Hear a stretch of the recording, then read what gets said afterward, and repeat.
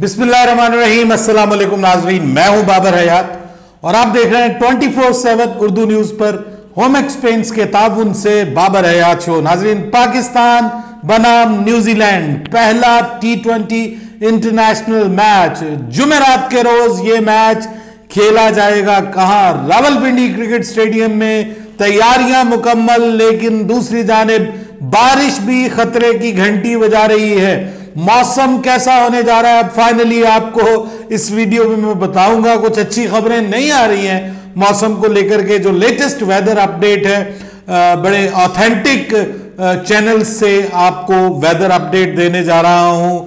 अल्लाह पाक के इख्तियार में है सब कुछ, ये हमारे अंदाजे होते हैं, ये डिस्क्लेमर देने जा रहा हूं। ये कोई कंफर्म नहीं है कि जो मैं बता रहा हूं वही होगा या जो मौसम वाले बताते हैं वही होगा। ये सब अल्लाह पाक के इख्तियार में होता है। ये इंसान के अंदाजे होते हैं जो कभी कभी दुरुस्त साबित होते हैं, कभी गलत भी साबित हो जाते हैं। लेकिन इससे बढ़कर जो अंदाजा हम लगाने जा रहे हैं, जो अक्सर हमारा दुरुस्त साबित होता है, और वो अंदाजा ही नहीं है बल्कि कुछ खबरों की बेस के ऊपर आपको बताने जा रहे हैं कि पाकिस्तान की प्लेइंग 11 क्या होने वाली है इस सीरीज में, जो पहला मैच है उसमें।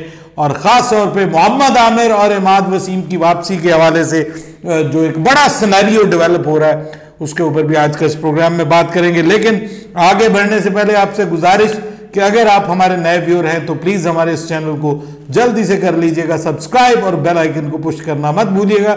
मुझे फॉलो कीजिए इंस्टाग्राम पे बाबर हयात शो, और हमारे पेज को फेसबुक पे लाइक कर लीजिएगा। तो जनाब, सबसे पहले हम बात मौसम की कर लेते हैं, बिकॉज इस्लामाबाद का मौसम है तो बड़ा शानदार इस वक्त। आज भी दिन में बादल और धूप के, बादलों और धूप के दरमियान आंख मचोली का सफर जारी रहा। आज बारिश नहीं हुई दिन में और शाम में भी, और प्रैक्टिस सेशन भी हो गया। सब कुछ अपने उसके मुताबिक। वो आपको पता है पहले दिन तो पाकिस्तान प्रैक्टिस ही नहीं कर पाया था, बारिश हुई थी काफ़ी ज़्यादा। लेकिन आज उस हिसाब से तो मामला जो है वो रफा दफा हो गया, ठीक हो गया। लेकिन अब मैच है 18 अप्रैल को, और आपको पता है कि मैच वाले दिन जो वेदर है वो कोई उसकी फोरकास्ट कोई इतनी अच्छी नहीं आ रही। सर 50% कहीं पे और कहीं पे 60% चांसेस ऑफ रेन बताए जा रहे हैं। बारिश के इम्कानात बहुत तगड़े हैं। 50 से 60% बारिश से मुराद ये होती है, जितना मैं इसको समझता हूं, क्योंकि अब आपको पता है क्रिकेट को कवर करते हैं तो हमें थोड़ा मौसम के ऊपर भी नजर रखनी होती है, और काफी अरसे से रख रहे हैं। 5-6 साल हो गए अब तो रेगुलर बेसिस पे। तो बल्कि मेरे मोबाइल फोन में अक्सर जो है वो ऐसे मुल्कों के जो बड़े बड़े जहाँ पे स्टेडियम्स हैं वहाँ के वेदर को मैंने ऐड किया होता है। मेलबर्न का वेदर भी आ रहा होता है और केप टाउन का वेदर भी आ रहा होता है। तो ये जो मतलब इसी तरह के, सिर्फ इन दोनों का नहीं, कई और का आ रहा होता है। जब मतलब जहाँ पाकिस्तान टीम चली जाती है, मैं उन मुल्कों के जो स्टेडियम्स वाले सिटीज होते हैं उनको ऐड कर लेता हूँ। अब इस्लामाबाद है, और इस्लामाबाद में 50% to 60%। अच्छा, अब ये मामला है कि अगर हम इसका देखते हैं जो आवर्स ऑफ रेन्स हैं, तो वो ऑलमोस्ट सारा दिन ही है। मतलब सारा दिन चांसेस ऑफ रेन मौजूद हैं। कहीं पे कम हो जाते हैं, कहीं पे ज्यादा हो जाते हैं। मैक्सिमम जो एक जगह पे नजर आ रहे हैं वो 70% है। और मजे की बात यह है कि ये 3 बजे, 4 बजे और 5 बजे के करीब दिखाई दे रहे हैं। यानी ये जो चांसेस ऑफ रेन है ये मैक्सिमम, ये लेकिन ये मॉर्निंग में दिखाई दे रहे हैं। अच्छा, उसके बाद आप देखें कि जो मैच का जो एरिया है ना, 3 बजे मुकामी वक्त के मुताबिक दोपहर 3 बजे 61% चांसेस हैं, 4 बजे 62% हैं, 5 बजे 42% हैं, 6 बजे 26% है, और 7 बजे मैच शुरू होना है तो 23% चांसेस ऑफ रेन है। अब ये जो चांसेस ऑफ रेन होते हैं ना, इसमें हल्की फुल्की ड्रिजल होती है, लेकिन इस्लामाबाद में गजब ये होता है कि वहां पे ड्रिजल होना तो वो ड्रिजल ही होती रहती है, और उसमें भी फिर मैच रोकना पड़ जाता है। अच्छा, ये देखिए कि 7, 8, 9 इसमें 20s में ही है वेदर। 7, 8 और 9 3 घंटे। उसके बाद 10 बजे जो है वो 40% हो जाते हैं चांसेस ऑफ रेन, और फिर 11 बजे और बढ़ते हैं, 45% हो जाते हैं, और 12 बजे जो है ये 60% पे दोबारा चले जाते हैं। तो उसके बाद तो फिर आगे आपको पता है मैच भी खत्म हो जाता है। अब जो मुझे लग रहा है, मेरी परसेप्शन है उसमें यह है कि मैच से पहले बारिश होगी, फिर मैच हो जाएगा, मतलब थोड़ा उसको वेट आउटफील्ड को साफ वगैरह करके सुखा के मैच स्टार्ट हो जाएगा। मैच के बीच में भी मुझे लगता है कि कोई इक्का दुक्का जो है वो वक्फे आ सकते हैं। सो एक हमारी पेशेंस का इम्तिहान होने जा रहा है। हमारी तो हो गई होगा, साथ में प्लेयर्स की पेशेंस का भी जो है वो इंतजार होगा, इम्तिहान रादर कह लें, वो होने जा रहा है। मतलब ये हैरान गुन है कि हमारे साथ ऐसा क्यों होता है। वैसे आम हालात में जब मैचेस नहीं हो रहे होते तो बारिशें नहीं होती, जैसे ही मैचेस होना शुरू होते हैं तो रावलपिंडी में जो है वो बारिशों की उसमें आ जाता है। जब बारिशें रावलपिंडी में ना हो रही हो तो फिर लाहौर बारिशों की जद में आ जाता है। बहरहाल अल्लाह से दुआ करते हैं कि ये बारिश जो है वो कहीं और चली जाए और बारिश ना ही हो तो ज़्यादा अच्छा है, और मैच को अपने वक्त पे होना चाहिए, मुकम्मल होना चाहिए। उम्मीद है मैच हो जाएगा, लेकिन थोड़ी सी इंटरप्शन मुझे मैच में होती हुई नजर आ रही है। बात है जी प्लेइंग 11, पाकिस्तान की प्लेइंग 11 में देखिए कुछ चीजें तो कंफर्म है, और वो ये है कि 4 साल बाद तकरीबन मोहम्मद आमिर की वापसी होने जा रही है। बहुत बड़ा दिन है इंटरनेशनल क्रिकेट में। दुनिया का एक बड़ा नाम जो बड़ा बन नहीं पाया, सॉरी टू से दैट, बड़ा नाम था, बड़ा टैलेंट था, लेकिन ये टैलेंट जाया हो गया अगर मैं कहूं तो गलत नहीं होगा, वरना इसमें पोटेंशियल था कि ये 400-500 विकेटें ले सकता था अगर ये मुस्तकिल क्रिकेट खेलता। अपना बेस्ट पीरियड आपको पता है कि वो जो जिस सजा में गुजारा, फिर उसके बाद वापसी की, वापसी के बाद फिर उस तरह से फिटनेस को नहीं हासिल कर पाया और फिर रिटायरमेंट ले ली, फिर जज्बाती होके टीम को छोड़ दिया। ये सारी चीजें जो हैं ये जब आपके हायल हो जाती हैं रास्ते में तो फिर आप वो नहीं कर पाते जिसकी आप में अहलियत होती है, काबिलियत होती है, कैपेबिलिटी होती है।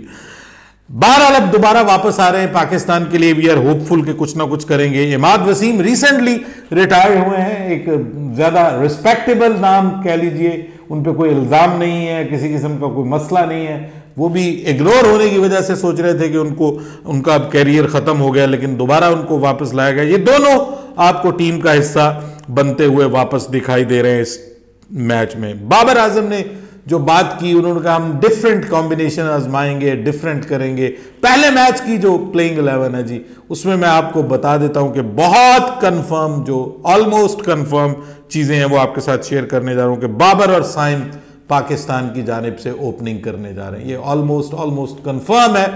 बिल्कुल 11th आवर के ऊपर कोई मसला बन जाए, कोई वजह बन जाए तो I am not sure. Basically आज मीटिंग हुई है चेयरमैन की भी बाबर आजम के साथ और समझ लीजिए चेयरमैन सिलेक्शन कमेटी के साथ, और उसमें भी बात हुई है कि जी हमने प्लेइंग 11 क्या खिलानी है। तो चेयरमैन साहब भी काफ़ी इन्वॉल्व हैं प्लेइंग 11 को लेकर के। बहरहाल रिजवान है, ये पहले मैच में खेलते हुए नजर आएंगे ज़रूर।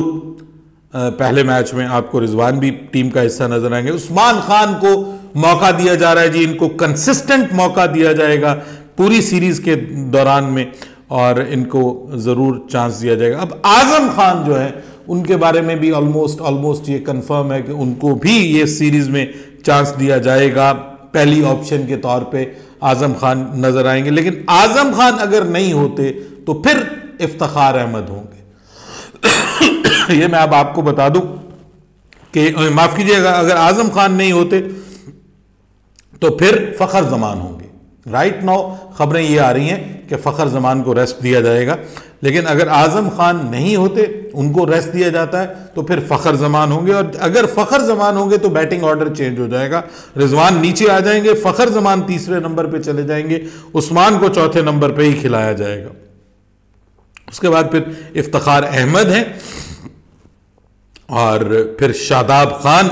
आपको पता है कि शादाब भी बड़े अरसे के बाद वापसी कर रहे हैं। ये भी आउट ऑफ टच भी थे, आउट ऑफ फॉर्म भी थे, फिटनेस का मसला भी हो गया, फिटनेस की वजह से बाहर हो गए पाकिस्तान की जानिब से। ये वहां नहीं जा सके थे, लास्ट सीरीज नहीं खेल पाए थे, फिर अब PSL में दोबारा परफॉर्म करके टीम का हिस्सा बने हैं।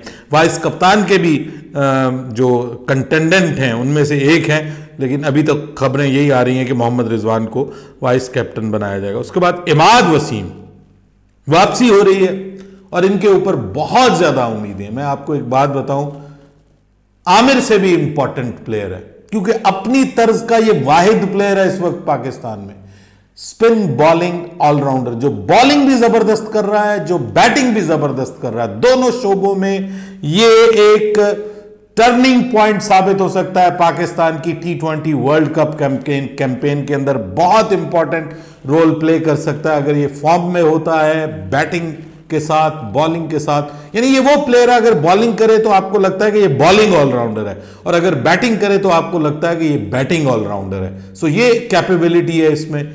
बल्लेबाजी जबरदस्त, फील्डर भी अच्छा, और आपको कप्तान को अच्छे मशवरे भी दे सकता है। He has a very good brain. तो इसका आना पाकिस्तान टीम के लिए बहुत अच्छा है। आमिर बड़े मुद्दत के बाद हम उसको बॉलिंग करते हुए देखेंगे, स्टार्ट में बॉलिंग करते हुए देखेंगे, और आमिर के फैंस जो हैं वो खुशी से निहाल हैं कि आमिर कम बैक करता है इंटरनेशनल क्रिकेट में। सबकी नजरें होंगी कि वो विकेटें कितनी लेते हैं पहले दिन, और क्या वो नई बॉल के साथ उसी तरह से विकेटें लेते हैं, उनकी बॉल उसी तरह से हिलती है, उसी तरह से उनकी बॉल स्विंग करती है या नहीं करती। इस पे तो सब लोग जानेंगे, क्योंकि विकेट जो है वो बहुत पाटा किस्म की विकेट बनाई जा रही है। तो मुझे लगता है कि इतनी हेल्प नहीं मिलने वाली, लेकिन स्टार्ट में आपको पता है कि जब बॉल नहीं होती है वाइट बॉल, तो वो जरूर मदद देती है। और अगर आसमान पे बादल हुए और पाकिस्तान ने टॉस जीतकर पहले फील्डिंग का फैसला कर लिया, तो फिर जो है वो कुछ हो सकता है। अच्छा, ये भी बात कर लें कि टॉस जीतकर करना क्या चाहिए। अच्छा, अब ये है कि क्योंकि जो फोरकास्ट है वो ओवरहेड कंडीशंस है, यानी ओवरकास्ट कंडीशंस है, तो इस वजह से मैं अगर हूं तो मैं तो ऑब्वियसली टॉस जीतकर पहले फील्डिंग का फैसला करूं और बैटिंग बाद में करूं, क्योंकि जो बाद में बैटिंग करने वाली टीम होती है उसको डकवर्थ एंड लुइस मेथड में उसको ज्यादा फायदा होता है, उसको पता होता है कि उसको क्या करना है क्या नहीं करना। जो शुरू वाली टीम होती है ना, पहले बैटिंग करने वाली, उसको नहीं पता होता कि उसको कितने रन्स बनाने चाहिए कितने नहीं बनाने चाहिए, वो एडवांटेज नहीं होता। बहरहाल आमिर, उसके बाद नसीम शाह। आमिर और नसीम शाह मोस्ट प्रोबेबली आपको स्टार्ट करते हुए नजर आएंगे। अब यहां पे बाबर की थोड़ी सी कप्तानी का भी हमें अंदाजा होगा आमिर के साथ। वो कह तो रहे हैं कि हमारी बॉडी लैंग्वेज बहुत अच्छी है, बॉन्डिंग बहुत अच्छी है। आज शाहीन के हवाले से भी उनसे सवाल पूछा गया तो उन्होंने कहा जी मीडिया से ही हमें तो पता चलता है यार, अब इतनी भी बात नहीं है, इतने भोले भी मत बनो, पोस्टें ऐसे लग जाती हैं, मुझे दीवार से मत लगाओ, मुझे फलाना मत करो, फिर वो छोड़ के भी चले जाते हैं। मतलब अब इतने भोले तो है नहीं मीडिया वाले भी बाबर भाई, आप जो है वो ठीक है, आपका काम है छुपाना चीज़ों को, लेकिन चीज़ें हैं, मौजूद थी। अब दुआ करते हैं कि अल्लाह करे वो ख़त्म हो जाएं सारे मामलात और टीम अच्छा खेले। नसीम शाह और आमिर के साथ अगर ओपनिंग की जाती है पाकिस्तान की तरफ से तो बहुत अच्छा है। जमान ये आज आपको नजर आएंगे मैच में, मोस्ट प्रोबेबली इनको मौका दिया जाएगा, ये भी हो सकते हैं और अब्बास आफरीदी भी हो सकते हैं, but I think so Pakistan will go with Zaman in place of Shaheen Shah Afridi. First match के लिए मेरी इत्तलात के मुताबिक शाहीन शाह अफरीदी और फखर जमान को रेस्ट करवाया जा रहा है। अगले मैच में कोई और हो सकते हैं, उससे अगले में कोई और हो सकते हैं। बाबर ने कहा कि हम तो हर मैच में तब्दीलियां करेंगे और हर मैच में कॉम्बिनेशन चेंज करेंगे। यानी ये जो 5 मैचेस हैं इनको बाबर आजम कहते हैं हम तख्ता मश्क बनाएंगे और उसके बाद फिर सेटल हो जाएंगे। लेट्स सी, अच्छा आइडिया है, लेकिन इस आइडिया को किस तरह से चलाया जाता है, कैसे इसको एग्जीक्यूट किया जाता है। अजहर महमूद हैं वो साथ में, हालांकि कोचेज हमारे फाइनल हो चुके हैं, गैरी कर्स्टन और जेसन गिलेस्पी हमारे कोचेज हैं, ये कंफर्म हो चुका है, लेकिन वो क्योंकि आपको पता है आईपीएल में फंसे हुए हैं तो इस वजह से वो आ नहीं पा रहे। तो वर्ल्ड कप में यही कोचेज होंगे और ये असिस्टेंट कोच होंगे, तो अभी ये हेड कोच हैं। देखते हैं कि ये क्या कॉम्बिनेशन मैदान में उतारते हैं। मेरी प्लेइंग 11 ये है, आपकी प्लेइंग 11 क्या होनी चाहिए? वैसे मेरी नहीं है, ये होने वाली प्लेइंग 11 है, तो मेरी प्लेइंग 11 होती तो उसमें पता नहीं कई लोग ना होते। अपनी राय दीजिएगा कमेंट सेक्शन में। बाबर हयात को इजाजत दीजिएगा। अल्लाह हाफिज।